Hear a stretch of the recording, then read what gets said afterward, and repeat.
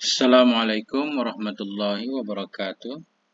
Bismillahirrahmanirrahim. Alhamdulillahi rabbil alamin.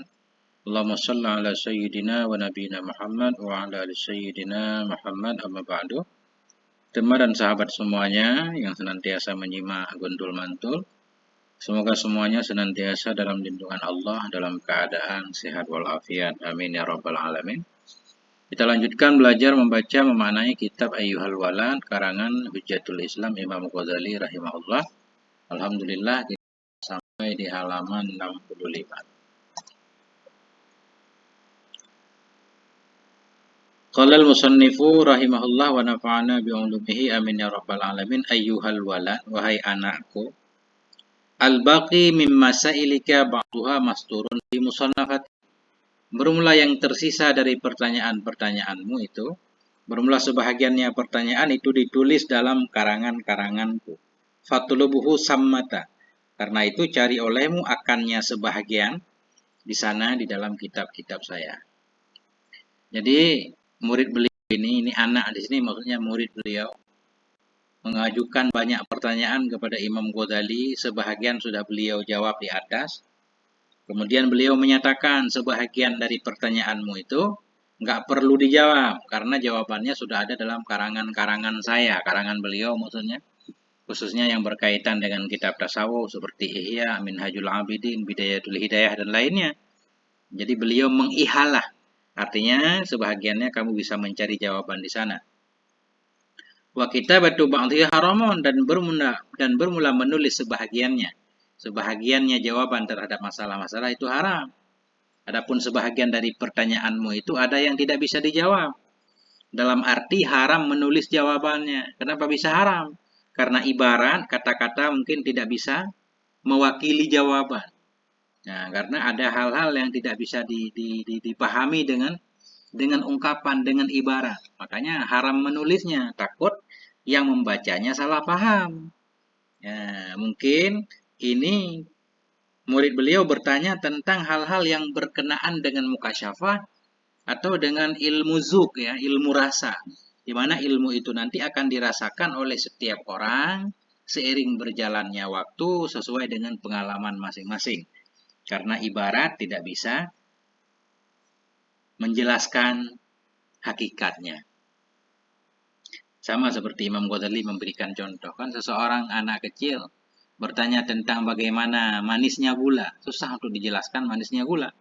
Baru bisa dijelaskan ya kan, ngambil gula, kasih gula ke anak itu, kemudian dia mencicipinya, baru dia bisa merasakan bagaimana manisnya gula. Karena manis gula, manisnya madu tentunya beda-beda. Itu mungkin lebih kurang seperti itu. I'mal anta bima ta'lamu liyang kashifalaka ma lam ta'lam. Ini Imam Ghazali melanjutkan wasiat beliau. Ini salah satu cara untuk mendapatkan jawaban terhadap pertanyaan-pertanyaan yang belum terjawab. I'mal anta, beramallah olehmu. Ini taukid, i'mal anta. Beramallah oleh kamu bima ta'lamu dengan apa yang kamu tahu. Liyang kasyifalaka, supaya terbuka bagimu malam ta'lam oleh sesuatu yang kamu belum tahu. Amalkan terus setiap ilmu yang sudah kamu dapatkan, maka akan terbuka. Allah akan memberikan kepadamu pengetahuan-pengetahuan terhadap sesuatu yang kamu belum tahu. Sebagaimana sering kita dengar ya, apa sabda Nabi apa bukan? Man amila bima alima razaqahullah wa ilma ma lam ya'lam. Barang siapa yang mengamalkan dengan apa yang dia sudah tahu, maka Allah akan memberi rezeki kepadanya pengetahuan-pengetahuan yang belum dia ketahui. Ya, ini pesan Imam Ghazali. Ini juga salah satu cara untuk mendapatkan jawaban dari pertanyaan-pertanyaan yang belum terjawab. Kemudian tidak semua pertanyaan juga harus langsung dijawab. Karena semua ada waktunya. Ada pertanyaan-pertanyaan yang bila langsung dijawab justru memudaratkan orang yang menerima jawaban. Karena belum saatnya dia mendapatkan jawaban itu. Atau mungkin jawaban belum bisa dipahami karena mungkin alatnya belum cukup. Ya, jadi semua jawaban mesti ada. Semua pertanyaan ada jawabannya. Tapi jawabannya juga ada waktu dan tempatnya masing-masing. Qala Rasulullah, berkatalah oleh Rasulullah sallallahu alaihi wasallam. Nah, ini sabda Nabi berarti man amila bima alima, barang siapa yang beramal ya dengan apa yang dia sudah tahu, warasahullah, Niscaya mewarisi akannya oleh Allah ilma ma lam ya'lam, akan pengetahuan ma yang belum tahu ya. Nah, ini cara. Cara biar dapat ilmu, amalkan ilmu yang sudah ada. Ini hadis nomor 3, Rawahu Ibnu Asakir, meriwayatkan akan ini hadis oleh Ibnu Asakir fi Tarikh Damsyik, dalam kitab Tarikh Damsyik. Ya. Min qaulil Auza'i, ini ucapan Auza'i. Lanjut. Ayyuhal walad, wahai anak. Ba'dal yaumi la tas'alni ma ushkila alaika illa bilisanil janan. Sesudah hari ini jangan engkau tanyakan kepadaku akan sesuatu. Ashkala juga boleh, akan sesuatu ashkala yang muskil ia kepadamu. Kecuali bertanya bilisanil janan. Dengan lisan hati. Arti lisan hati, lisanul hal. Jadi Imam Ghazali ini berpesan kepada murid beliau, sesudah saya memberikan banyak jawaban terhadap pertanyaanmu, jangan lagi kau bertanya kepadaku tentang apapun yang engkau rasa muskil. Jangan tanya dengan lidahmu, melainkan boleh bertanya dengan lisan hati, dengan lisan hal, dengan kondisi badanmu. Artinya seorang guru udah paham nanti, kalau memang dia tahu bisa membaca ya, suasana sesuatu yang muskil terhadap muridnya, guru biasanya sudah paham. Kalau memang guru merasa sudah saatnya memberikan jawaban, pasti akan diberikan. Jadi beliau melarang muridnya ini untuk bertanya. Nah, artinya di sini beliau sedang melatih kesabaran. Dengan bersabar, banyak hal yang akan terbuka dengan sendirinya. Nah, jangan kita mempercepat sesuatu yang belum waktunya ini. Sesudah hari ini, latas alni, janganlah kau bertanya kepadaku akan sesuatu yang muskil ya kepadamu, kecuali dengan lisan hal. Dengan kondisi lisan hal, kan sering kita dengar ya, kondisi ya, bahasa tubuh. Kemudian beliau membacakan firman Allah ini untuk menunjukkan tentang perlunya bersabar. Walau annahum sabaru, jikalau sesungguhnya mereka bersabar, hatta takhruja ilahim, hingga engkau keluar kepada mereka, lakana khairan lahum, sungguh ada ianya kesabaran mereka itu lebih baik bagi mereka. Ini tentang kisah Nabi SAW, di mana para sahabat itu dilarang untuk mengetok-ngetok rumah Nabi, mengganggu Nabi kan. Dianjurkan kepada para sahabat untuk bersabar menunggu Nabi keluar rumah. Ketika itu baru mereka bertanya apa yang mereka pengen tanyakan. Nah, itu dia. Jadi tidak semua harus ditanyakan. Waqbil nasihatal Khadir alaihi salam, dan terima olehmu akan nasihat Khadir alaihi salam. Kemudian juga beliau membawakan tentang kisahnya Nabi Khadir bersama Nabi Musa. Bagaimana ketidaksabarannya Nabi Musa. Nah, seandainya Nabi Musa bersabar kan, semua yang beliau pengen tanyakan justru jawabannya akan diberikan oleh Nabi Khadir di akhir kisah. Nah, artinya tidak semua hal harus ditanya langsung, dan tidak semua pertanyaan juga harus dijawab langsung. Itu menurut Imam Ghazali. Waqbil, dan terima olehmu wahai muridku akan nasihat Khadir alaihissalam. Fala tas'alni an syai'in hatta uhdisa laka minhu dzikra. Ini ucapan Nabi Khadir kepada Nabi Musa.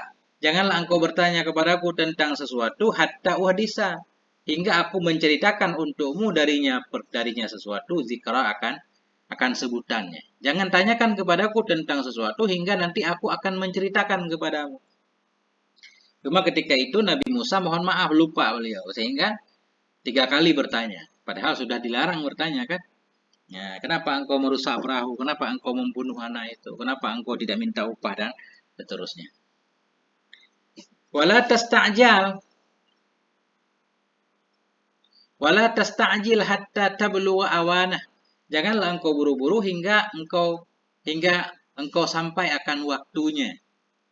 Ya, janganlah engkau buru-buru hingga engkau sampai akan waktunya. Yukshaf laka wa urita. Niscaya dibukakan akan dianya perkara untukmu dan engkau akan diperlihatkan akan perkara itu. Artinya ini masih pesan Imam Ghazali kepada murid beliau, enggak usah kamu buru-buru mencari jawaban terhadap satu pertanyaan. Hingga engkau akan sampai kepada waktunya nanti akan ada jawaban tersendiri. Bahkan kalau engkau tidak buru-buru itu akan dibuka. Akan diberikan kasyaf kepadamu. Segala yang engkau tanyakan nanti urita akan diperlihatkan kepadamu.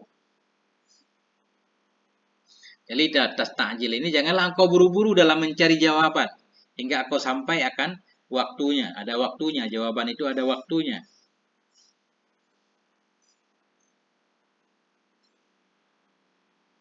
Ya. Bila sudah sampai waktunya, maka itu jawaban akan datang kepadamu, akan terbuka. Karena kalaupun buru-buru, kalau memang kita belum siap kadang untuk menerima dari satu jawaban. Kemudian Imam Ghazali membawakan firman Allah untuk mendukung tentang ucapan beliau, Sa'urikum ayati fala tasta'jilun. Akan aku perlihatkan kepada kalian akan ayat-ayatku. Fala tasta'jilun, maka janganlah kalian buru-buru. Fala tasta'jiluni, ya. Maka janganlah engkau meminta buru-buru kepada aku. Ini ada maf'ul yang mahdhuf. Tapi karena memang sifat manusia suka buru-buru kan, kulikal insanu min ajal kan, manusia diciptakan memang suka buru-buru, suka dolim. Nah. Fala tas'al qoblal waqti, maka janganlah engkau bertanya sebelum waktunya. Beliau kembali mengingatkan. Qatayakan annaka la tasilu illa bisair. Dan yakinlah kamu wahai muridku, annaka sesungguhnya engkau itu la tasili, engkau enggak akan sampai. Enggak akan sampai di sini, enggak akan sampai kepada jawaban, boleh. Enggak akan sampai kepada Allah juga boleh. Yakinlah olehmu bahwasanya engkau tidak akan sampai illa bisairi, melainkan dengan terus berjalan, melakukan suluk. Ya. Kemudian beliau membawakan firman Allah, awalam yasiru fil ardi fayanduru. Apakah mereka tidak berjalan di bumi, maka mereka melihat. Artinya kita harus berjalan, harus ada perjuangannya. Kemudian baru sampai, baru bisa melihat.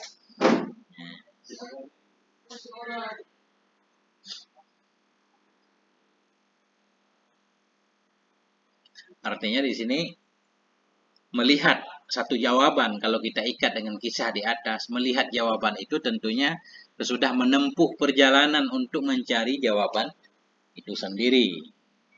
Nah.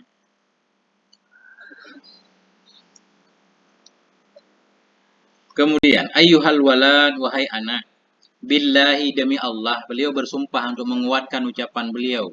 Intasir taral ajaiba fi kulli manzil. Jika engkau berjalan tara, niscaya engkau akan melihat akan keajaiban-keajaiban fi kulli manzilin, dalam setiap manzil, dalam setiap manzilah, dalam setiap makam. Jadi dalam ilmu tarikat itu ada makam-makam yang harus dilewati, ya. Ada makam taubah, makam syukur, makam tawakal. Jadi kata Imam Ghazali, demi Allah jika engkau terus berjalan, engkau nanti, maksudnya intasir sairan sodikan, jika engkau terus berjalan yang benar, taral ajaib, mesti engkau akan melihat keajaiban yang tidak bisa diungkapkan dengan kata-kata. Nah, engkau akan melihat keajaiban fi kulli manzil, dalam setiap makam, dalam setiap manzilah. Nah, kan dalam perjalanan itu banyak hal yang harus kita lewati. Jadi maksud manzilah tobakah, ya, tingkatan maratibun nafsi, tingkatan hawa nafsu yang harus dilewati oleh seorang salik. Tentunya dalam melakukan sair itu, perjalanan itu butuh perjuangan.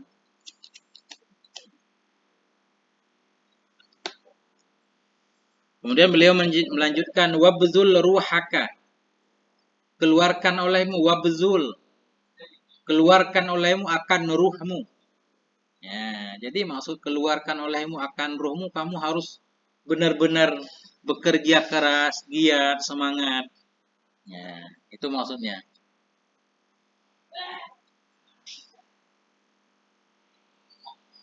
Wabzul ruhaka, apa namanya kita artikan bazlul, gunakan olehmu, ya. Badlul was'i, gunakan olehmu, kerahkan olehmu akan ruhmu. Fa inna ra'sa hadzal amri badlur ruh. Karena pokok ini perkara itu menyumbangkan ruh, memberikan ruh, mengeluarkan ruh. Ya.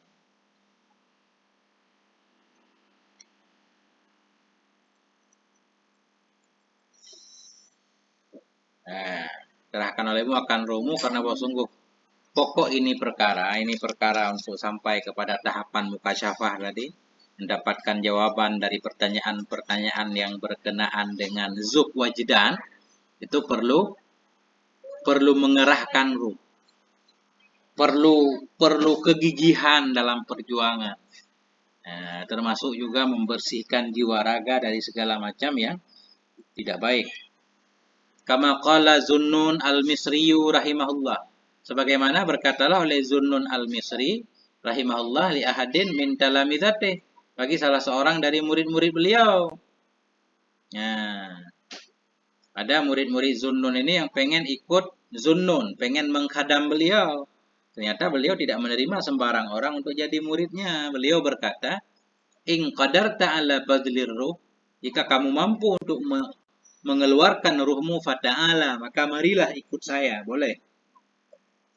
Harus siap berkorban. Wa illa, jika tidak, ya engkau tidak siap untuk memberikan ruhmu, fala tastaghil biturrahatis sufiyah, maka janganlah engkau menyibukkan dirimu dengan dongengan-dongengan sufiyah. Turrahat ini dengan hal-hal yang tidak berguna, ya, dengan khayalan-khayalan.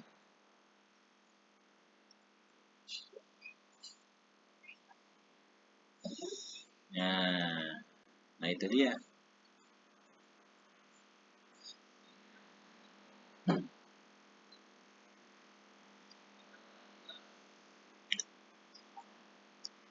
Ayuhal walad, wahai anak, inni ansahuka bisamaniyati asya.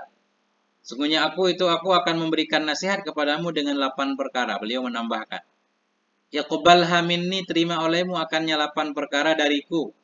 Li'alla yakuna ilmuka khosman alaika yaumal qiyamah, supaya bahwa tidak adalah ilmumu itu menjadi musuh kepadamu pada hari kiamat. Aku akan memberi nasihat kepadamu dengan 8 perkara, terimalah 8 perkara itu dariku, supaya ilmumu nanti enggak jadi musuhmu. Artinya, supaya ilmumu enggak menjadi penyebab yang akan menyebabkan engkau disiksa di akhirat nanti karena ilmumu. Nah itu. Supaya tidak adalah ilmumu menjadi musuh kepadamu pada hari kiamat.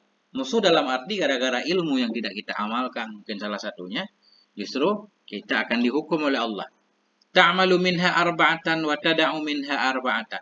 Engkau amalkan dari 8 perkara itu akan 4, dan engkau tinggalkan dari 8 perkara itu akan 4 perkaranya.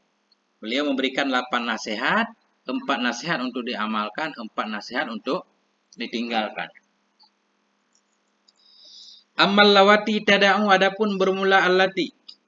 Adapun bermula 4 perkara yang engkau tinggalkan itu, fa'ahduha, maka bermula salah satunya 4. Jadi di atas beliau memberikan 8 nasihat, 4 yang harus dikerjakan, 4 yang harus ditinggalkan. Ketika beliau menjelaskan, beliau mendahulukan yang harus ditinggalkan. Ini menunjukkan pentingnya meninggalkan larangan terlebih dahulu. Karena ini namanya takhalli. Lebih penting kita membersihkan diri dulu, hati dulu, baru kita isi dengan kebaikan. Kalau enggak, kayak umpama gelas tadi, gelas yang masih kotor, walaupun kita isi dengan air bersih, airnya akan jadi kotor. Jadi kita bersihkan dulu diri kita, taubat dulu, baru melakukan kebaikan-kebaikan. Tinggalkan keburukan dulu, baru berbuat baik.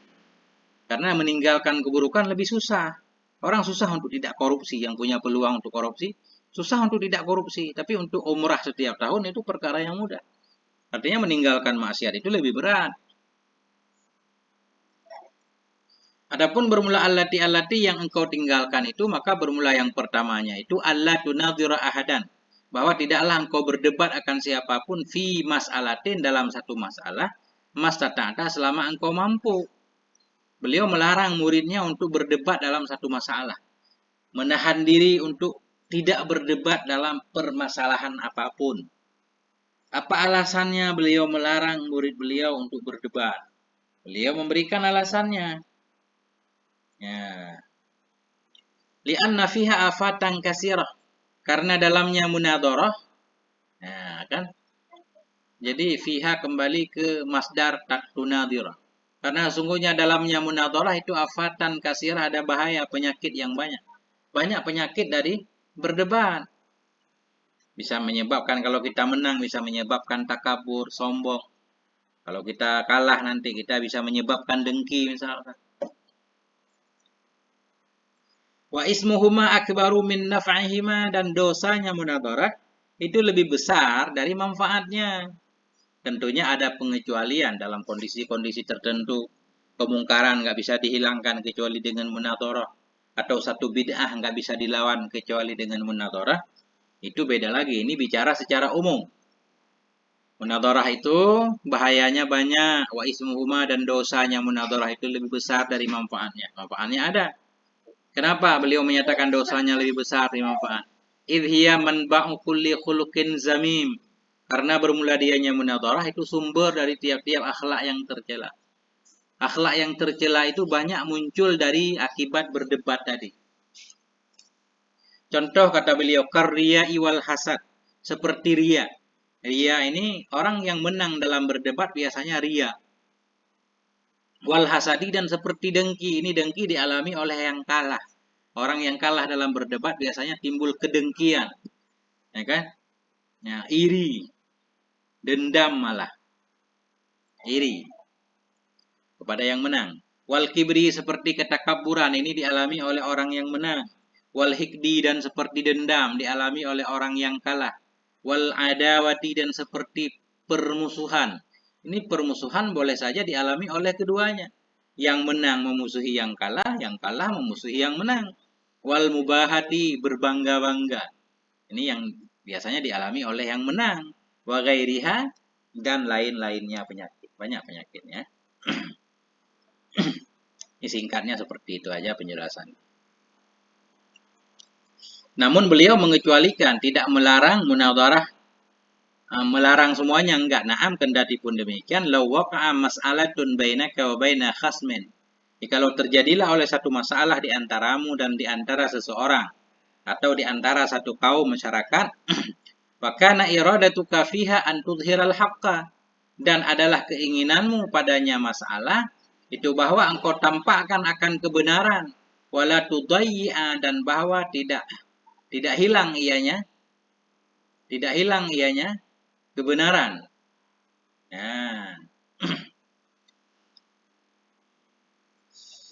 nah ini tudayyi'a, dan bahwa tidak engkau hilangkan. Nah, ini engkau hilangkan aja. Jikalau terjadilah oleh satu permasalahan antara dirimu dan antara seseorang, ada pelaku bid'ah datang ke kampungmu, dia pengen menyebarkan bid'ahnya, atau di antara kamu dan satu masyarakat, adalah keinginanmu pada masalah tadi bahwa engkau memperlihatkan kebenaran. Engkau tahu yang mana yang benar, kebenaran sudah mulai tertutup, engkau pengen menampakkannya. Wala tudayyi'a, dan bahwa tidak engkau hilangkan akannya kebenaran. Artinya kalau kamu diam nanti kebenaran hilang. Ketika itu jadal bahsu, bolehlah oleh mubahasah, boleh membahas. Nah, beliau nggak menggunakan munadharah di sini, mubahasah. Bolehlah oleh membahas, mengkaji masalah itu. Kalau tudingannya baik dan tentunya bisa menghindari penyakit-penyakit afat-afat yang diakibatkan oleh munadharah. Ini, lakin litil kal iradati alamatani. Tetapi bagi demikian keinginan itu ada dua tanda. Kalau terjadi satu permasalahan, kemudian kamu menginginkan untuk memunculkan kebenaran, boleh kamu berdebat. Tapi tanda benar nggak bahwa kamu pengen nampak kebenaran itu? Ada tandanya.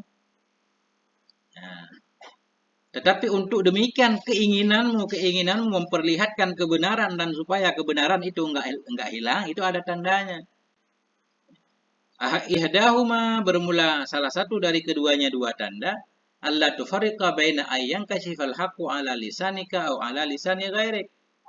Bermula salah satu keduanya dua tanda itu bahwa tidaklah kau membedakan antara bahwa terbukalah oleh kebenaran itu di atas lidahmu atau di atas lidah selainmu. Ketika nanti kamu mubahasah berdebat dengan lawan debatmu, engkau tidak peduli kebenaran itu muncul dari lidahmu atau dari lidah dia. Yang penting kamu tujuannya mencari kebenaran. Walaupun kebenaran itu muncul lewat dia, ya kamu tetap terima. Itu tanda-tandanya kamu benar-benar menginginkan memperlihatkan kebenaran. Nah, tapi kalau enggak seperti itu, kamu pengen bahwa kebenaran itu muncul dari lidahmu, itu sudah ada penyakitnya. Wasaniyatu ayyakuna al-bahsu fil khala'i habba ilaika min ayyakuna fil mala. Bermula tanda yang kedua, keinginanmu itu benar dalam berdebat. Ayyakuna al-bahsu, bahwa adalah mubahasah dalam tempat sunyi. Itu habba ilaika, lebih suka kepadamu.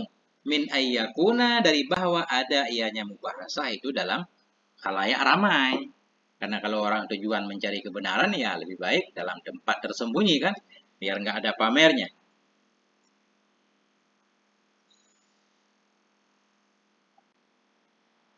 Ini nggak ada titiknya lagi.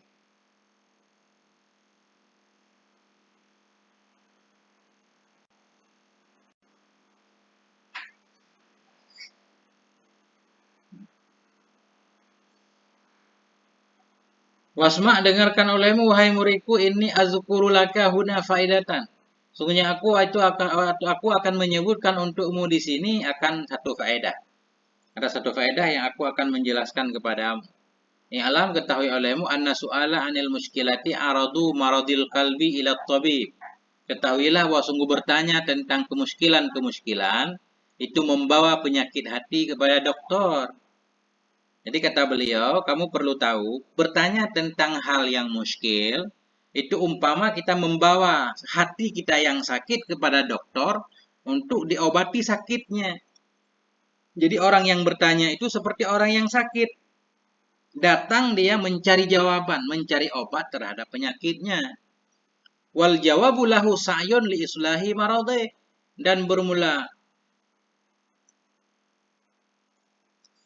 al-jawabah atah kepada soalan. Dan bahwa sungguh jawaban baginya pertanyaan itu merupakan usaha untuk memperbaiki sakitnya hati. Nah, itu maksudnya. Kalau pertanyaan umpama membawakan hati yang sakit kepada dokter, jawaban terhadap pertanyaan itu semacam usaha untuk menyembuhkan sakit. Artinya nanti beliau akan menjelaskan, tentunya tidak semua penyakit, tidak semua dokter bisa mengobati penyakit. Dokter itu kan ada keahliannya masing-masing.